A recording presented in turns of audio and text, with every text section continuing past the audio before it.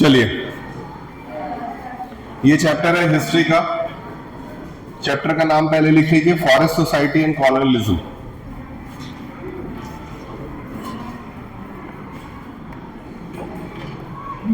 Forest society and colonialism, मतलब colonialism का spelling सही होना चाहिए, COLONIALISM, कॉलोनियलिज्म। याद रहे, कॉलोनियलिज्म का स्पेलिंग सही लिखिएगा। अच्छा, ये आपका है चैप्टर 4, ये है आपका चैप्टर 4, ठीक है। चलिए देखते हैं क्या है, बताइए। बुक नहीं भी है तो कोई बात नहीं, 2-4 लाइन लिखवाऊंगा, नोट्स बनाना। 77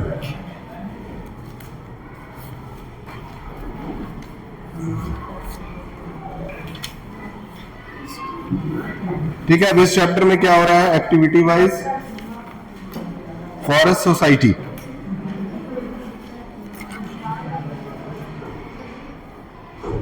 ठीक, सबसे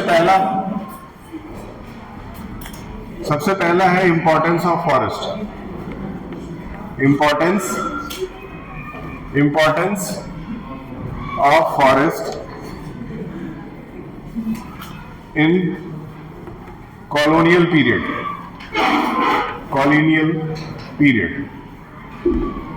ठीक, कॉलोनियल पीरियड में मतलब अभी से अगर 100-150 साल पहले की बात करें तो उस समय फॉरेस्ट का इतना ज्यादा इंपॉर्टेंस क्यों था?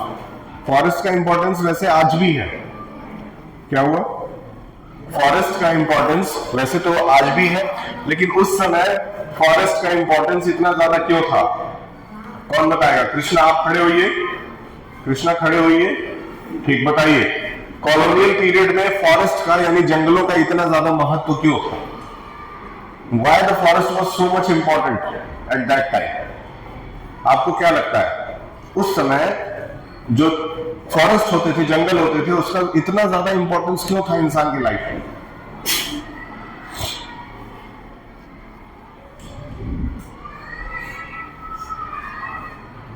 अनूप आप बताइए, जो इनसे पूछे हैं कि कॉलोनियल पीरियड में फॉरेस्ट इतना ज्यादा इंपॉर्टेंट क्यों था? ऑक्सीजन तो मतलब ऑक्सीजन, चलिए मान लेते हैं कि ऑक्सीजन तो चाहिए ही चाहिए, हाँ, आग जलाने के लिए ठीक है, चलिए मान लेते हैं आग जलाने के लिए भी काम आता है। और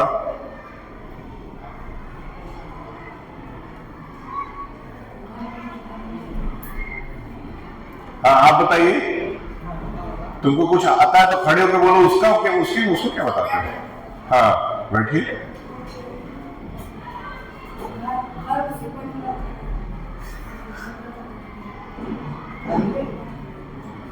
हाँ,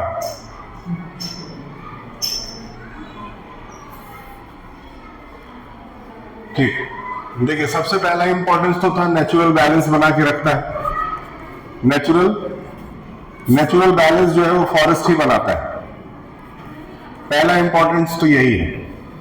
अगर हम दूसरे पॉइंट पे तो इकोनॉमी जो थी, यानी जो अर्थव्यवस्था थी पूरी, वो बहुत ज्यादा फॉरेस्ट के ऊपर डिपेंड करती थी, क्योंकि बहुत सारे ऐसे किसान थे जो फॉरेस्ट के ऊपर ही निर्भर थे। वहां की लकड़ियों को बेचते थे, या फिर वहां से जो है वो फ्रूट्स को ले जाकर के बाहर बेचते थे, जो भी एग्रीकल्चरल गुड्स है उनको ले जाकर के बाहर बेचते थे।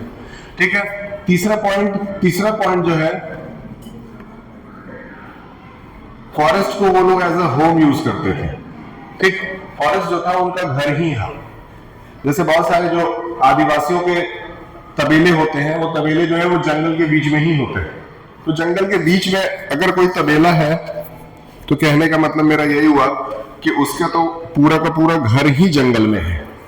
यानी कि जंगल को बचाने का मतलब अपने घर को बचाना होता था पहले, क्योंकि जंगल ही घर है।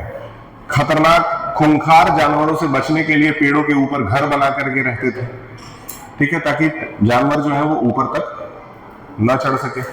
ठीक, तो फॉरेस्ट आज भी बहुत बड़ा रोल प्ले करता है, लेकिन फॉरेस्ट आज हम लोगों के लिए घर की तरह नहीं है।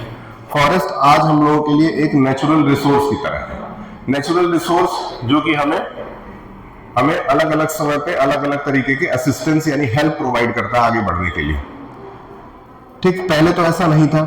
अब कह रहा है कि 1700 से लेकर के, पॉइंट बनाइएगा, 1700 से लेकर के 1995 के बीच में, 1995 के बीच में जंगलों को बहुत भारी मात्रा में काटा गया है।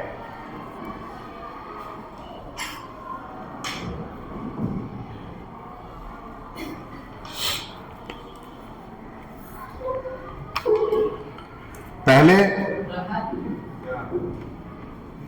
13.9 मिलियन स्क्वायर एरिया था, लेकिन अब वही एरिया कितना बचा है? 9.3% बचा। मतलब ये लगभग 250 सालों के बीच में जंगलों को कट किया गया। कट करने का पर्पस क्या हो सकता है, वही हम लोगों को यहां पढ़ना है इस चैप्टर के अंदर, कि आखिर इतना ज्यादा पेड़ों को काटने की आवश्यकता इंसान को क्यों पड़ी, जबकि पहले तो वो पेड़ों को भगवान की तरह पूजा करता था, पेड़ों के बिना वो रह नहीं सकता था। लेकिन अब इतना ज्यादा पेड़ वो क्यों काट रहा है, यही इस चैप्टर का हमारा क्रक्स है। इस चैप्टर के अंदर यही जानना है कि what is the importance of forest to the humans और why there is so much deforestation, reason of deforestation, बहुत important, reason for the deforestation. चलिए अब बताते हैं, अब बच्चे ही बताएंगे रीजन फॉर डिफॉरेस्टेशन क्या क्या है। रीजन फॉर डिफॉरेस्टेशन,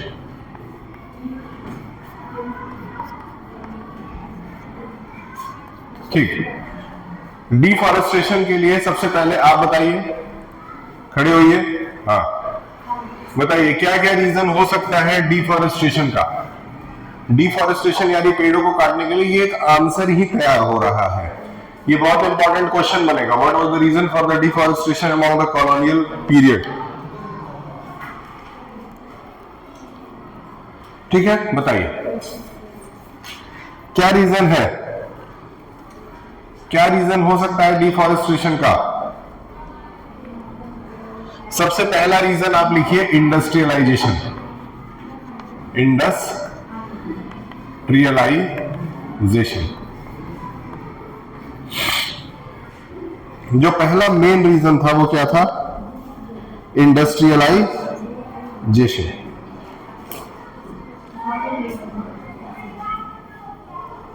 इंडस्ट्रियलाइजेशन क्यों किया गया बताइए, नैतिक नहीं आप बताइए असलम, इंडस्ट्रियलाइजेशन का मतलब क्या है और इंडस्ट्रियलाइजेशन की जरूरत क्यों पड़ी है। हाँ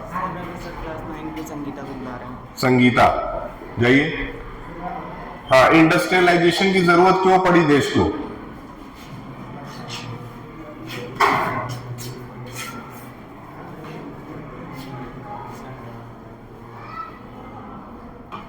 पेड़ काट के सर ये सब इंडस्ट्रीज बनाते हैं। तो इंडस्ट्रियलाइजेशन का मतलब है कि कारखानों को बनाना, इंडस्ट्रीज को बनाना, ठीक है। तो इंडस्ट्रीज अगर बनाते हैं तो फिर वहां का लैंड जो है वो क्लियर करना पड़ेगा, तो पेड़ काटना पड़ता है। और बहुत सारी तो ऐसी इंडस्ट्रीज होती हैं जिसमें लकड़ियों का इस्तेमाल भी होता है, तो जैसे पेपर बन रहा है, सही बात है, चलिए बैठिए। तो इंडस्ट्रियलाइजेशन में जैसे पेपर इंडस्ट्री है, पेपर इंडस्ट्री है। फिर दूसरा जो है वो वुड की ही इंडस्ट्री है, वुड से ही गुड बनाए जाते हैं, फर्नीचर इंडस्ट्री लिखते हैं।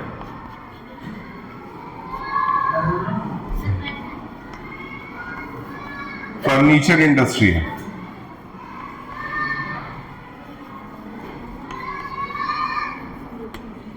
फर्नीचर की इंडस्ट्री है। तीसरा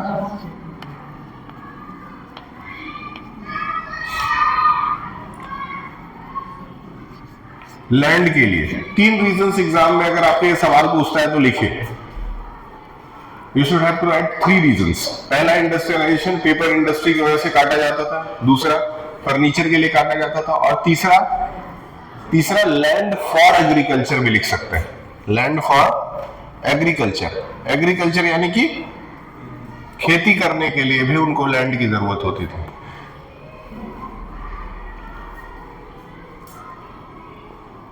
क्या लिखा है? सेकेंड वाला लिखा है फर्नीचर इंडस्ट्रीज। ठीक, अब चौथा जो बहुत इंपॉर्टेंट पार्ट है इनका वो है स्लीपर्स एंड ट्रैक्स बनाने के लिए। जब ये लोग रेलवे बनाने लगे, रेलवे की लाइंस बिछाने लगे, तो पहले की जो रेलवे लाइन होती थी वो नीचे उसके लकड़ी बिछी हुई होती थी। अब तो सीमेंट का ही ट्रैक बना दिया जाता है, मतलब ऊपर लोहा रहता है, नीचे का जो प्लेट रहता है वो क्या रहता है, सीमेंट का रहता है। पहले वो प्लेट जो है वो किसका रहता था, लकड़ी का रहता था। तो इसलिए स्लीपर्स एंड ट्रैक्स बनाने के लिए, नोट कर लीजिए,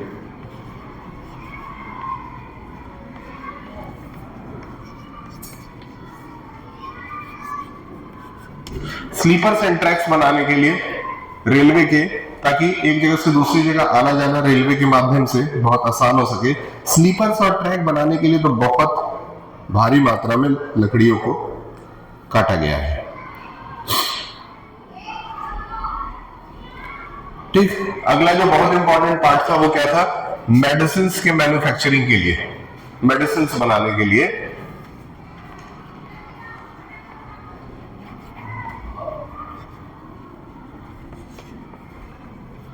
मैन्युफैक्चरिंग ऑफ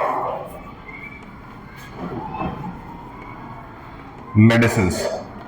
दवाइयों की फैक्ट्री जो होती है, दवाइयों को ज्यादातर पौधों से ही बनाया जाता है, पौधों के स्टेम से, पौधों के लीफ से, रूट से। तो उसके लिए भी पौधों को काटना बहुत जरूरी पड़ जाता है, मजबूरी में ही काटते हैं लेकिन काटना है। जैसे तुलसी का पौधा, उसके लीफ से बहुत सारी चीजें बनाई जाती हैं, खांसी की दवाई बनाई जाती है। तो इसके लिए आपको कहीं ना कहीं 1 2 3 4 5 रीजंस मैंने बताए हैं, ये पांचों रीजन याद कर लीजिए तुरंत, और आपका एक सवाल 3 नंबर का तैयार हो जाएगा। क्योंकि अगर ये चैप्टर अगर एग्जाम में आ रहा है तो ये सवाल एकदम गारंटी आ रहा है।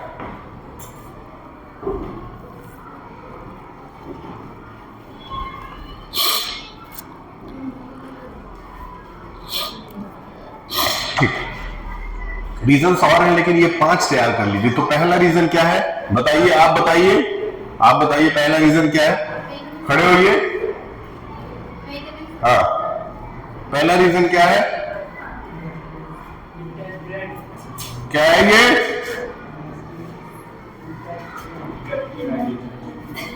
इंडस्ट्रियलाइजेशन। दूसरा पेपर। तीसरा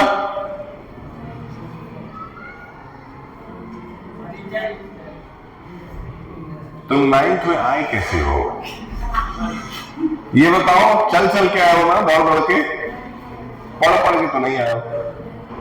अगला बताइए, land for agriculture. Land for agriculture का मतलब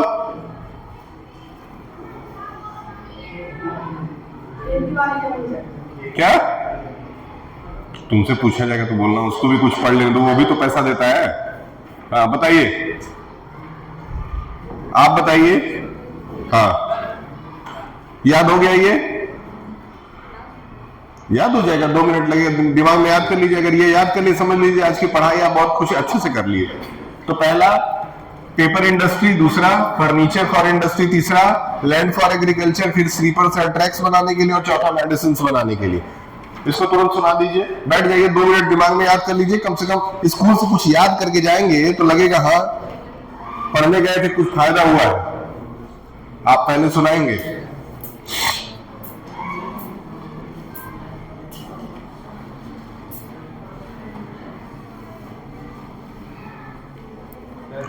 बताइए, याद हो गया, वेरी गुड, इनको याद भी हो गया। चलिए बताइए।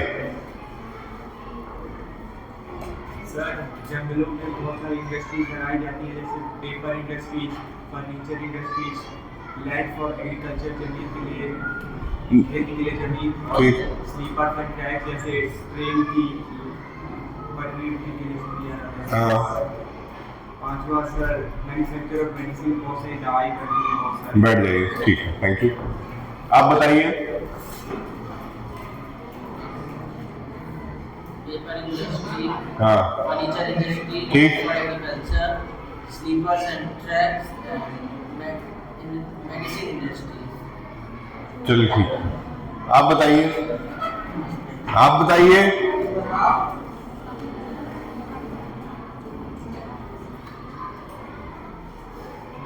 चलो तुम बताओ, हाँ आप बताइए।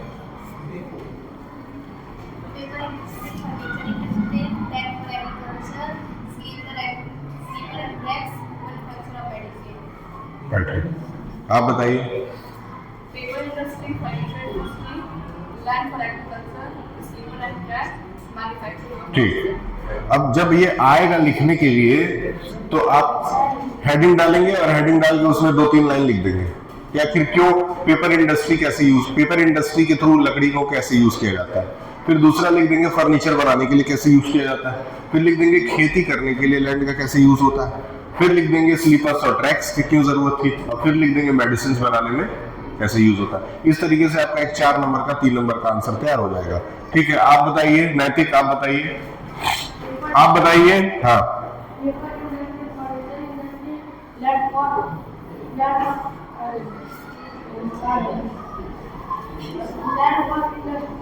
Land for industry, land for agriculture, हाँ और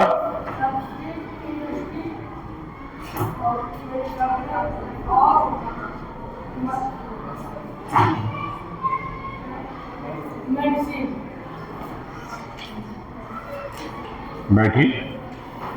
आप बताइए अनु।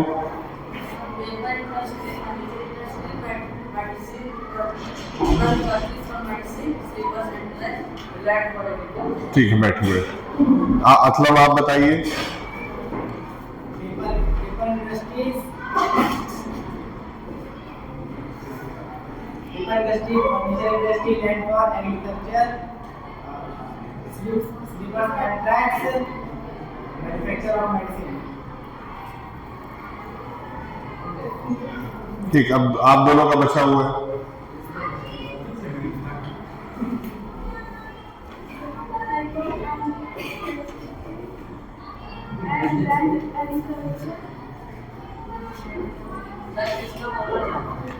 कृष्णा इसके बाद बोलने वाले हैं।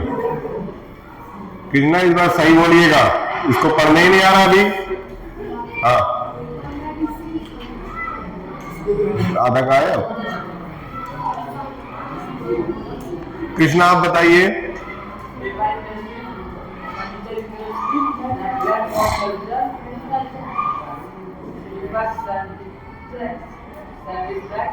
हाँ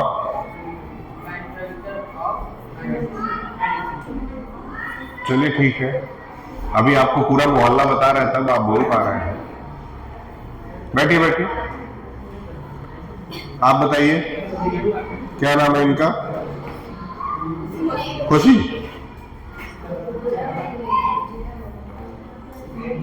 इतनी छोटी चीज बोलने में इतना टाइम लगता है, फटाफट बोलिए।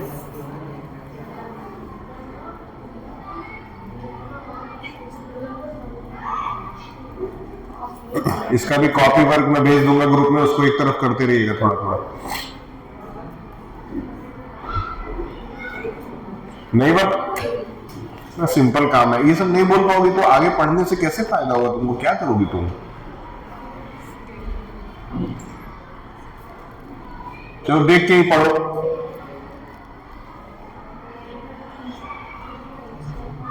ऐसा बोलो कि कम से कम कोई सामने हो तो सुन सके। घर पे इतना ही धीरे बोलती होगी, कैसे काम चलेगा। अब तो बोलना देख करके पढ़ो, पढ़ने में भी दिक्कत है।